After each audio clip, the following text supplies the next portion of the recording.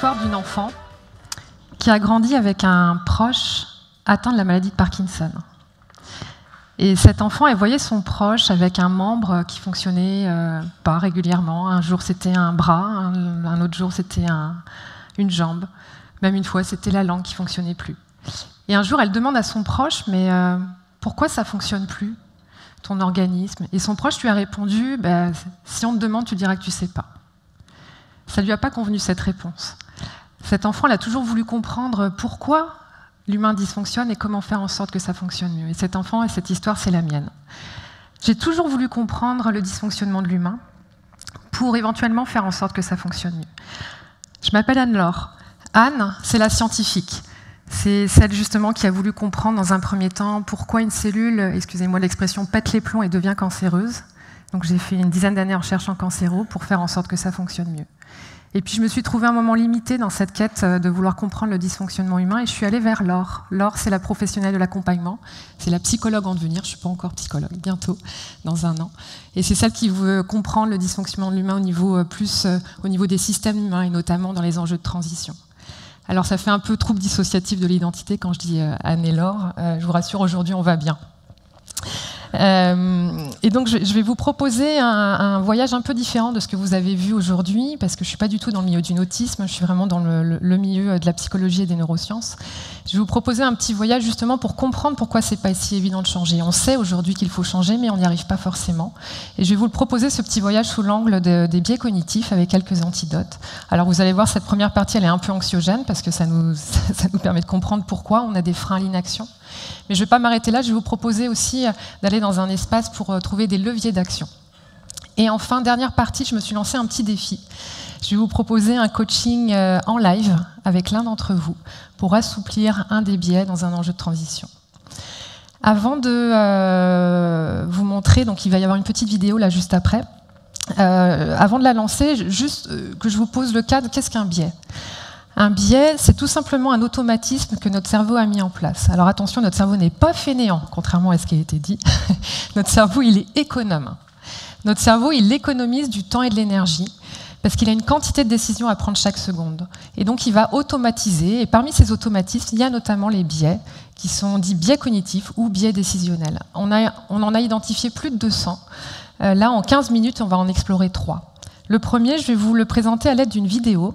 Alors vous allez voir, c'est une vidéo, ce sont des chiens, et je vais vous inviter à faire un parallèle avec nos comportements, nous, d'humains.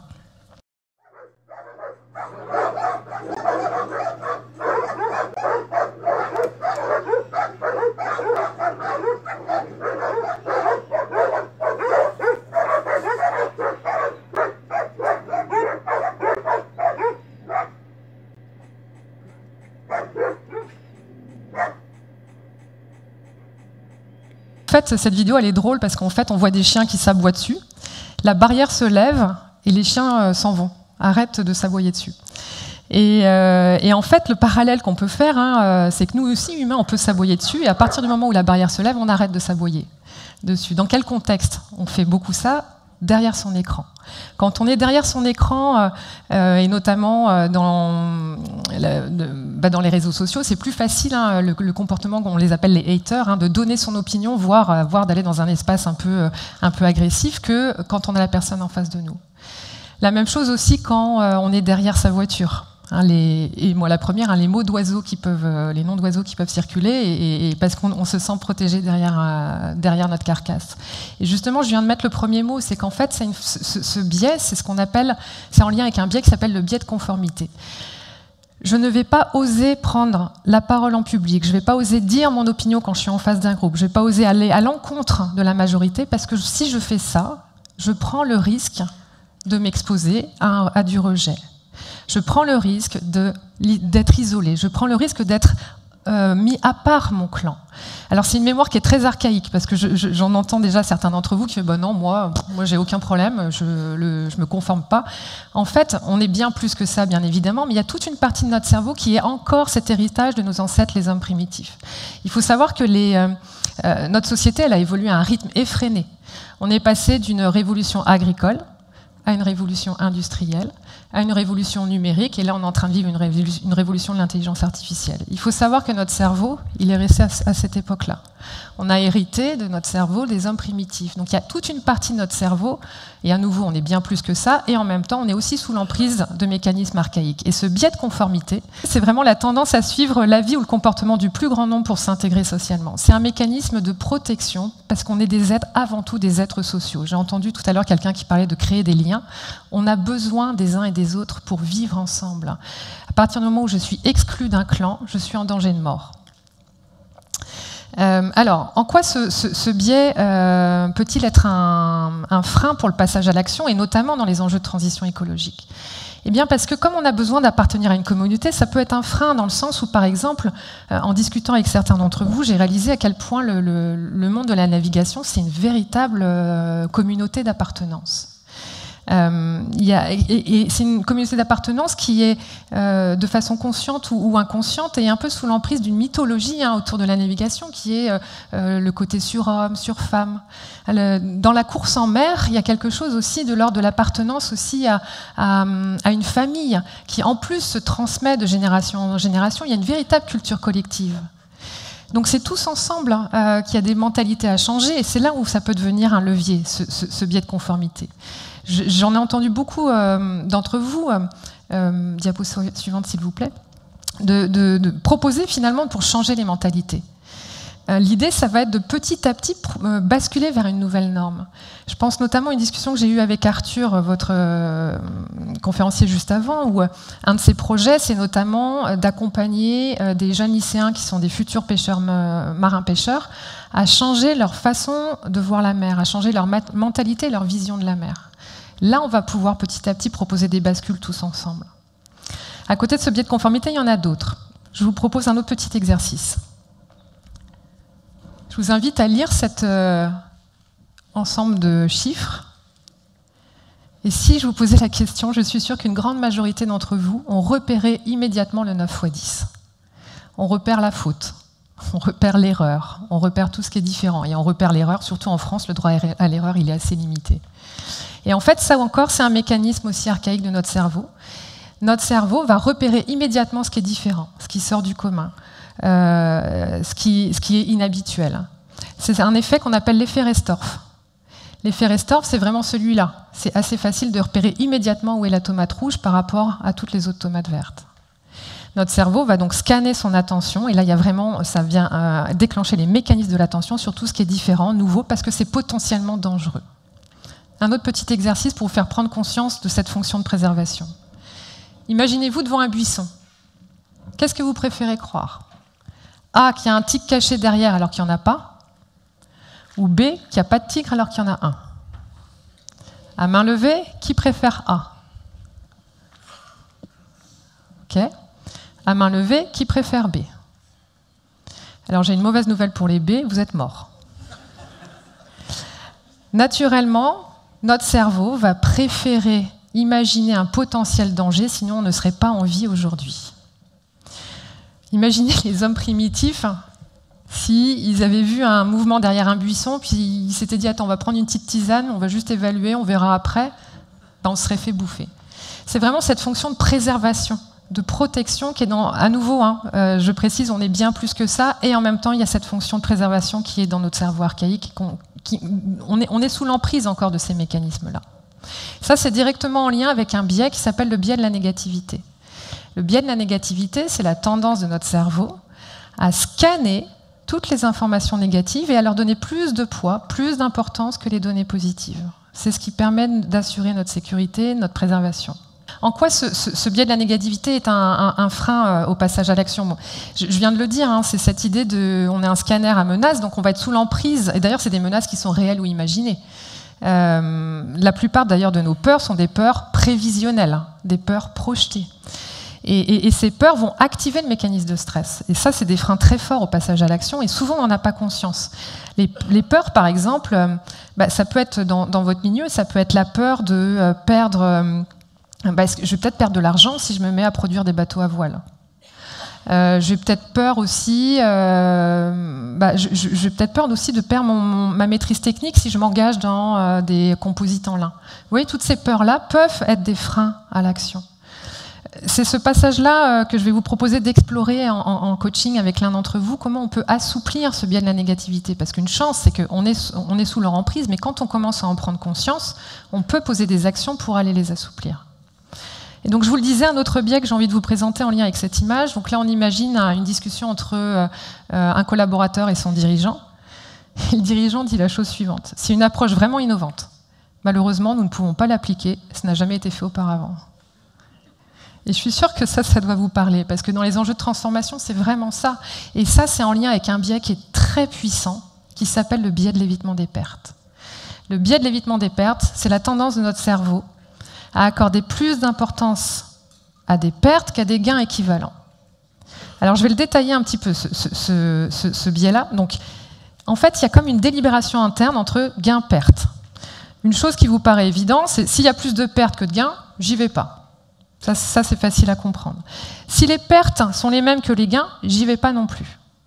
Mais là où c'est encore plus vicieux, sur la diapo suivante, vous allez voir que notre cerveau, donc, il fait ça sur la situation désirée, le comportement qu'on souhaite adopter, l'installation, de l'implantation d'un nouveau projet, etc. Donc, quel que soit l'objet ou la situation désirée, perte-gain. Donc, j'y vais pas si les pertes sont équivalentes aux gains ou si les pertes sont plus grandes que les gains. Mais là où c'est plus vicieux, c'est que notre cerveau, il fait aussi ça sur, mais finalement, ce que je gagne à ne pas changer, si ça c'est plus lourd, que ça pèse plus dans la balance que les gains à changer, j'y vais pas. Là, il y a vraiment un enjeu d'aller basculer vers ce qu'on appelle, donc là-bas, c'est les gains attendus, mais ici, c'est ce qu'on appelle les gains cachés, les gains secondaires. Si ce que j'ai à gagner de ne pas changer est plus grand que les gains à changer, j'y vais pas. Et ça, c'est vraiment un enjeu majeur. J'entendais des conversations tout à l'heure, notamment, alors sans vouloir cibler personne, mais les enjeux d'argent et les enjeux de pouvoir ici sont très forts.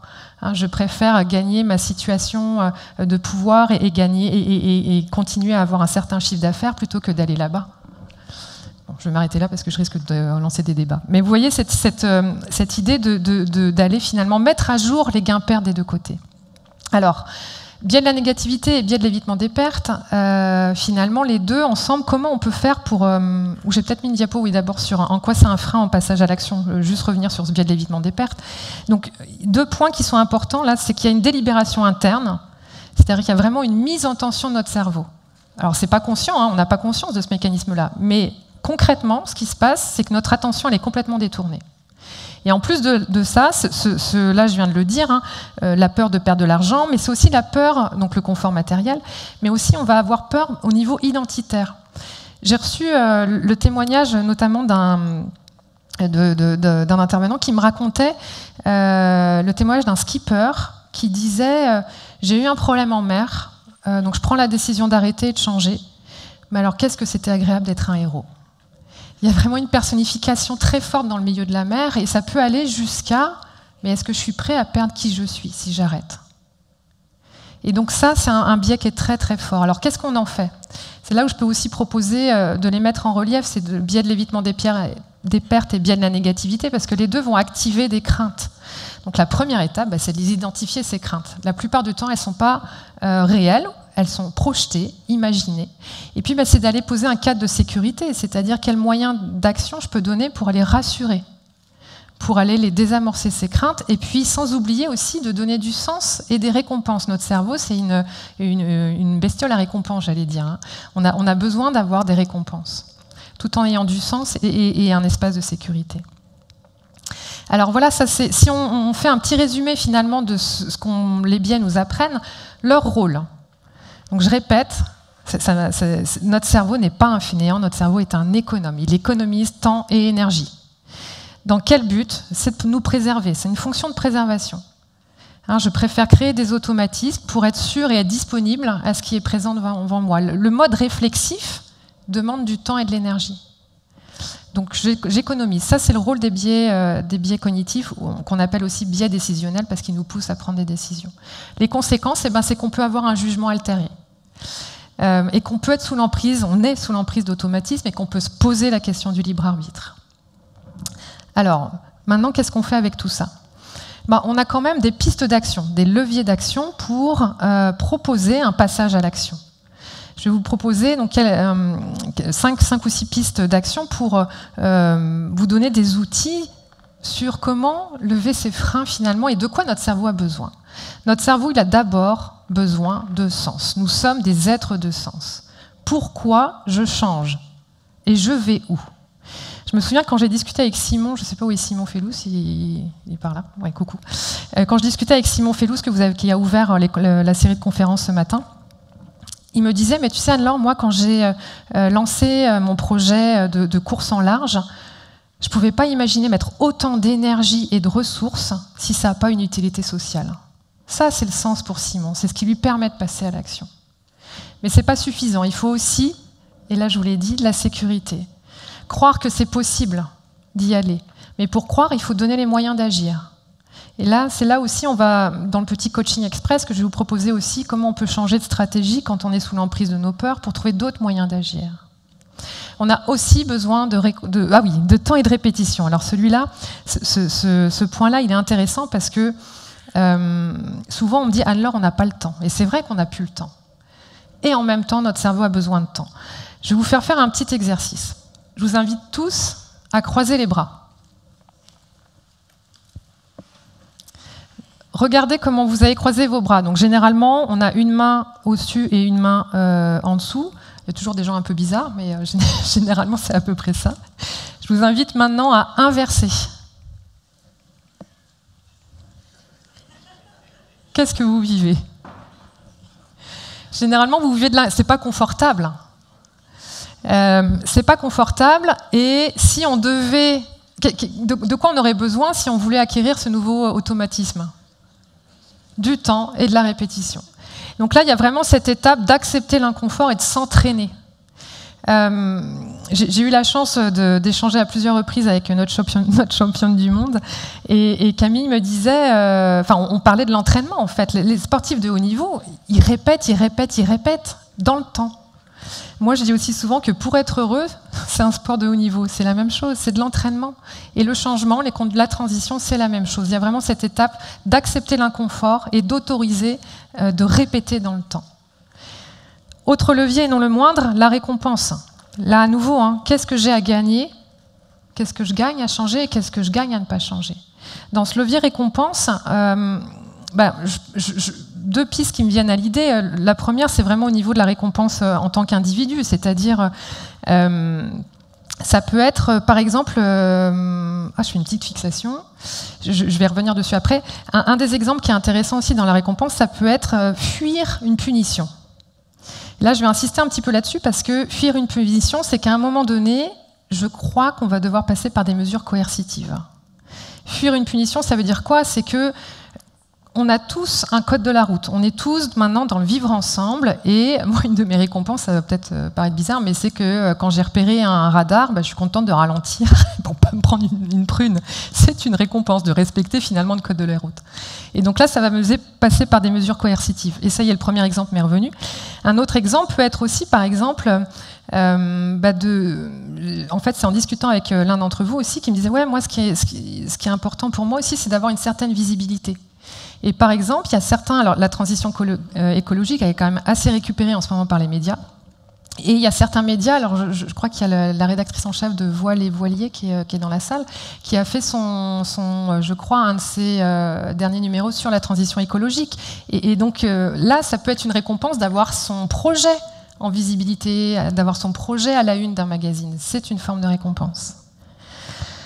Et dernier levier, s'ajoute au sens, la sécurité, le temps et la répétition, nous sommes des êtres sociaux. On a besoin de liens. Et le levier coopération, donc dans le coopération, il y a comment on peut mutualiser toutes nos compétences, mutualiser nos connaissances. Et finalement, ce levier collectif, c'est ce qu'on fait aujourd'hui. Et donc, merci à la région Bretagne d'organiser cette journée parce que vous activez ce levier collectif. Et c'est ensemble qu'on va pouvoir changer petit à petit les normes. Quand j'entendais certains d'entre vous qui me disaient mais tu sais, autrefois, quand on était marin, on jetait nos clopes dans le large, dans la mer, nos sacs poubelles. C'est inenvisageable maintenant. Enfin, en tout cas, j'ose espérer que c'est inenvisageable. Mais vous voyez comme les changements de mentalité ont évolué. Et c'est tous ensemble qu'on peut adopter des changements de mentalité. Alors voilà ce avec quoi j'avais envie de vous laisser. ces freins et ces leviers au passage à l'action. Et je vais terminer donc mon intervention avec un mini coaching express. Et donc pour ça, je vais avoir besoin qu'on rallume la lumière. Oui, bonjour. On va annoncer la transformation alors. Ah oui, c'est vrai. Oui, oui. Qu'est-ce qu'il fait là? Oui, on avait répété, souviens-toi. Car vous allez assister à un tour de magie exceptionnel. C'est un moment inouï, ça s'est jamais vécu. C'est ça, Alors, hein. Jamais. Ah, jamais. Jamais devant autant de monde. Non, j'ai Ok. jamais fait ça devant autant de monde. Ni en Europe, ni dans le monde, ni en France. alors Nouvion va Je se fais dans l'ordre transformer de sous vos yeux en coach. Attention à 3. 1, 2, 2, 3. Coach. Ça C'est va. fantastique. Ellie. Ok. C'est bon, je peux reprendre le... Ça y est, vous êtes coach. Ça y est, je suis coach. Ouais. Ça y est, ça se voit bien. Aussi, on voit la différence.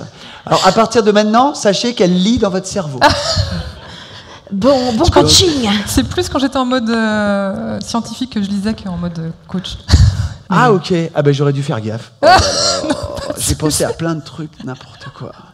Alors, ce que je vais vous proposer, ça va être de faire vivre à l'un d'entre vous un coaching. Pour ça, qui a des craintes dans un projet de transformation? Donc un projet de transformation étant j'ai envie d'instaurer un nouveau projet. En fait, on en a tous, des enjeux de transformation. Qui a des craintes, qui souhaite bien évidemment lever ses craintes avec moi en direct. Alors vous allez voir, je ne mords pas. L'idée, ça va être de faire un petit voyage ensemble pour aller assouplir un des biais, qui est le biais de la négativité et le biais de l'évitement des pertes, dans un de vos projets. Qui c'est qui aura envie de jouer avec moi? Il va me falloir au moins un cobaye. Alors ça, c'était mon grand risque, c'est qu'il n'y ait personne qui lève la main. Ok.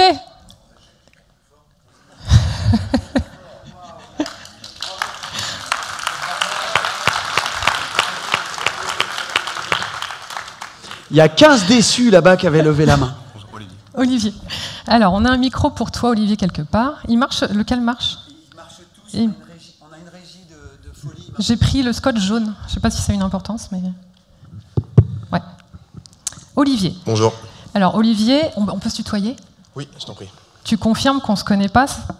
On ne s'est jamais rencontrés? Non. Ok. Je fais un peu comme le magicien là, qui confirme que ce n'est pas mon complice.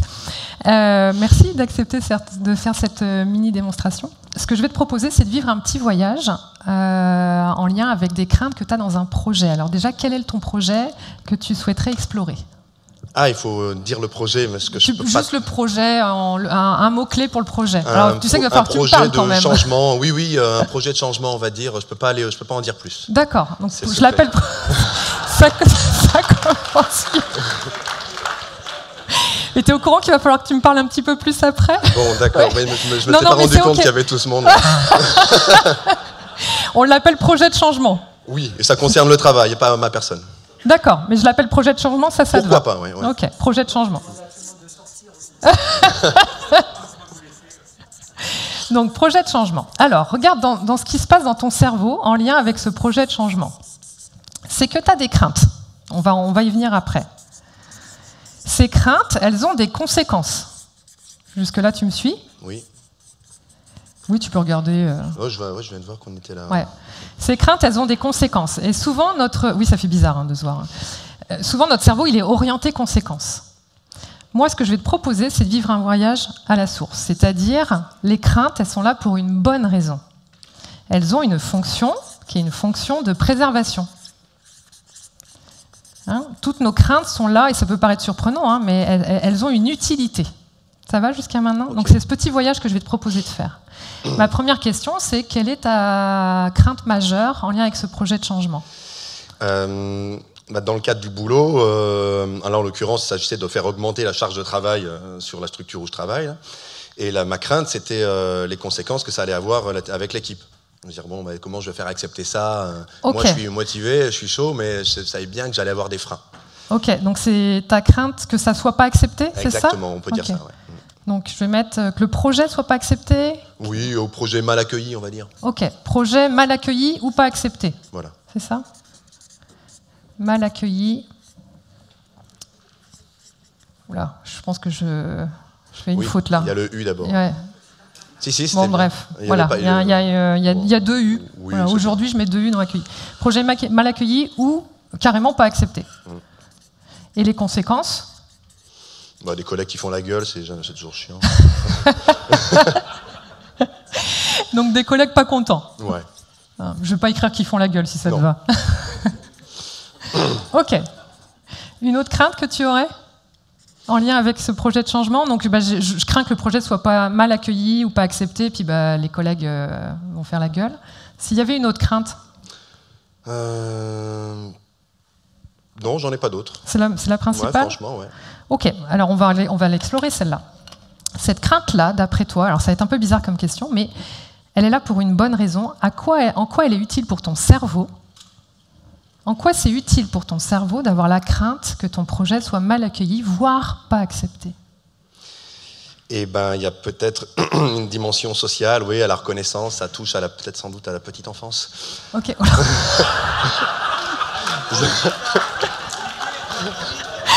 Alors on n'a pas de canapé. Ça, c'est l'étape d'après ça. Pardon. Ok. Oui, parce que je suis aussi psychologue. Non. C'est vrai? Non, c'est pas vrai. Ouais. Ok, du coup j'ai perdu ce que tu m'as dit. Oui, un besoin de. En fait, c'est une histoire de reconnaissance. Ce serait une histoire de reconnaissance. Ouais, pourquoi ça m'embête de ne pas avoir l'assentiment des autres? Je sais pas. Donc ça veut dire que là, ce que j'entends, c'est que tu as touché un truc quand même, c'est que tu aurais un besoin de reconnaissance de ton équipe. Ouais, peut-être, oui. Pourtant, je cours pas derrière. Tu pas cours pas derrière. consciemment, en tout Alors, cas, c'est mais- peut-être pas totalement celui-là. En quoi ça pourrait être important pour toi d'être reconnu par ton équipe? J'aime pas les gens qui font la gueule, ça me saoule. Ok, Ouais, qu'est-ce que ouais. t'aimes à la place? Je préfère la joie quand ça Ok. se passe bien, quand c'est fluide. Ok, donc finalement, qu'est-ce qui est important pour toi dans un collectif de travail? C'est l'ambiance. L'ambiance, Ouais. finalement, c'est peut-être ça. Ouais, c'est Est-ce vrai. que ta fonction de préservation, ce serait de conserver comment tu dirais, une bonne ambiance? Ouais, une bonne ambiance, ouais, ça me va bien, ça. Ça te parle plus, Ouais, hein? non mais ouais, pourquoi oui, conserver une bonne ambiance, ouais, se faire bouffer par le tigre, mais dans la joie, quoi. Donc je mets conserver une bonne ambiance? Ouais, allez, on peut Ça, dire ça a l'air Faut avancer. de plus te parler que la reconnaissance. Oui, c'est vrai. Ouais. Conserver une bonne ambiance. Ok. Voilà la fonction de ta crainte. Du coup, maintenant qu'on a identifié cette fonction, plutôt que de développer une crainte, qu'est-ce que tu pourrais faire d'autre? Qu'est-ce que tu pourrais faire pour conserver une bonne ambiance? J'ai bien une petite idée, mais je peux pas trop en parler là. Il y a beaucoup de choses que je peux pas parler. Non, C'est un peu louche ton projet. Commence à me poser des questions. Moi, j'ai mes fils d'interprétation qui sont en train d'arriver. Ouais, donc sans en avoir peur néanmoins. L'idée, c'est de te concentrer sur, finalement, Sur ce qui est l'objectif. important pour moi, Ouais. c'est de conserver une bonne ambiance dans mon équipe. Qu'est-ce que tu pourrais faire? Qu'est-ce que tu pourrais mettre en place? Qu'est-ce que tu pourrais oser faire pour conserver une bonne ambiance? Alors, soit je fais pas le projet, soit j'amène les croissants tous les matins, Est-ce que c'est suffisant? soit je travaille sur moi. Ok. Donc il y a une des pistes, ce serait un travail sur soi. En quoi le travail sur soi permettrait de conserver une bonne ambiance? Peut-être de plus n'avoir rien à faire de l'ambiance. Ouais. Ce serait peut-être la solution. Est-ce que ce serait Non, ça ok serait pas pour cool. toi? Ça Donc c'est serait- pas cool ça serait pour pas toi. Super, non. Je pourrais peut-être chercher à comprendre mes collègues et pourquoi ils font. Ok. Donc là, ce serait vraiment dans cette idée de c'est le travail sur soi, ça, ou c'est autre chose que tu m'amènes? Ouais, non, ce serait ou alors d'accepter finalement. Comprendre mes collègues et accepter quoi? D'accepter le fait que tout n'est pas rose et Ok. qu'effectivement on fait pas des omelettes sans casser des œufs. Donc c'est accepter quoi précisément? Je vais avoir du mal à le dire. Hein. Est-ce que c'est accepter les aléas? Est-ce que c'est accepter, tu vois, tout à l'heure j'ai parlé d'inconfort. Qu'est-ce que tu aurais besoin d'accepter dans cette... Eh ben, accepter l'inconfort du rapport conflictuel éventuellement. Ouais. Ok. Accepter l'inconfort du rapport conflictuel. Ok. Alors regarde ce que je te propose comme piste. Un travail sur soi, mieux comprendre mes collègues, et puis éventuellement d'accepter l'inconfort quand il y a des conflits qui se présentent. Ok. Comment ça se passe à l'intérieur de toi quand je te propose ces pistes d'action? Je me dis qu'on va peut-être pas le faire ce projet finalement.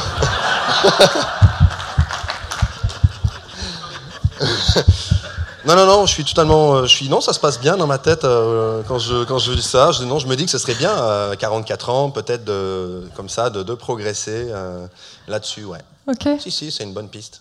Et alors, quelle pourrait être la première action que tu vas mettre en place suite à ce mini-coaching? Alors, suite à ce petit coaching, qu'est-ce que je fais demain pour... je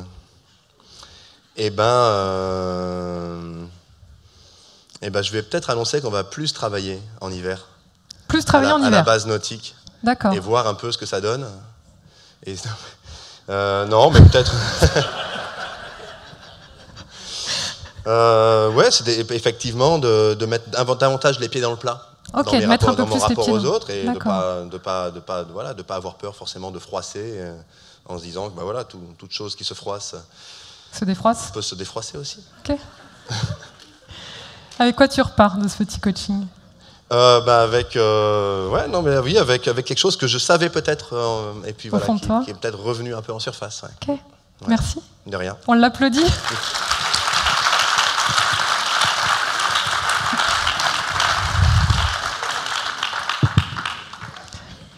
Alors pour terminer, je vous invite tous à justement choisir une piste d'action et à compléter le point 4 qui est dans votre petit badge. Vous avez une piste d'action, en tout cas un point 4, vous avez une question qui vous est proposée sur quelle pourrait être votre piste d'action que vous pourrez faire dans les prochains jours et prochaines semaines. Et sur ce, je vous remercie beaucoup pour votre attention.